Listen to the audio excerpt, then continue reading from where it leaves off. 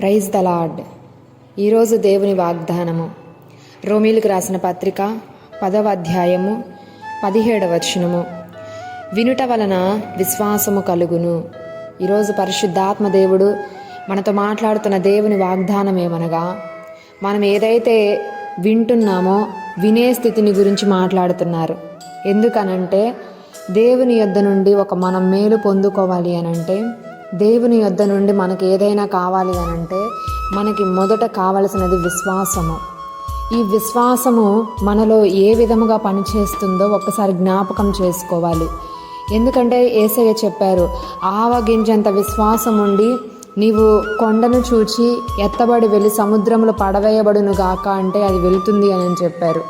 ఇప్పుడు ఆ పరిపూర్ణమైన విశ్వాసం నీలో కలగాలనంటే నీవు వినే దాని మీద ఆధారపడి ఉంది. నువ్వు ఈరోజు ఏ మాటలు నువ్వు వింటున్నావు, ఏ మాటలను బట్టి నీవు నిర్ణయాలు తీసుకుంటున్నావో, ప్రోత్సహించబడుతున్నావో ప్రతి ఒక్కరు జ్ఞాపకం చేసుకోవాలి. లోకంలో చాలా చోట్ల వింటున్న వార్తలను బట్టి నీ పక్కనున్నటువంటి వారు, నీ ఇరుగు పొరుగు వారు, నీ కుటుంబీకుల యొక్క మాటలను వింటున్నప్పుడు ఆ మాటలను బట్టి నువ్వు ఎంతవరకు బలపరచబడుతున్నావు, అవి నీకు ఎంతవరకు క్షేమాభివృద్ధిని కలుగజేస్తున్నాయి ఆలోచించుకోవాలి.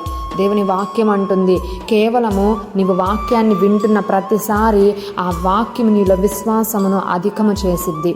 నీవు ఆవగింజంత పరిపూర్ణ విశ్వాసం నీకు కావాలంటే ఇప్పుడు నీవు కలిగి ఉన్న విశ్వాసం బహు కొంచెము మాత్రమే. ఆ కొంచెము విశ్వాసము బలము పొందుకొని పరిపూర్ణ విశ్వాసముగా, గొప్ప విశ్వాసముగా మార్చబడాలంటే ప్రతిదినము నువ్వు వింటున్నటువంటి వాక్యము మీదే, వాగ్దానము మీదే ఆధారపడి ఉన్నది. కాబట్టి ఈరోజు మనం దేవుని వాక్యాన్ని వినడానికి ఆసక్తి చూపించాలి. ఎంతైతే నువ్వు వాక్యాన్ని వింటావో అది నీ హృదయంలోనికి వెళ్తుంది.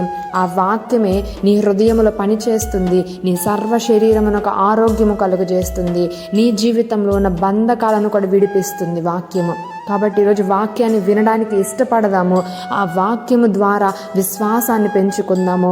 విశ్వాసము ద్వారా బలమైనటువంటి గొప్ప కార్యాలను, అద్భుతమైన కార్యాలను మన జీవితాలలో యేసు నామములో చూచుదుము గాక. ఆమేన్.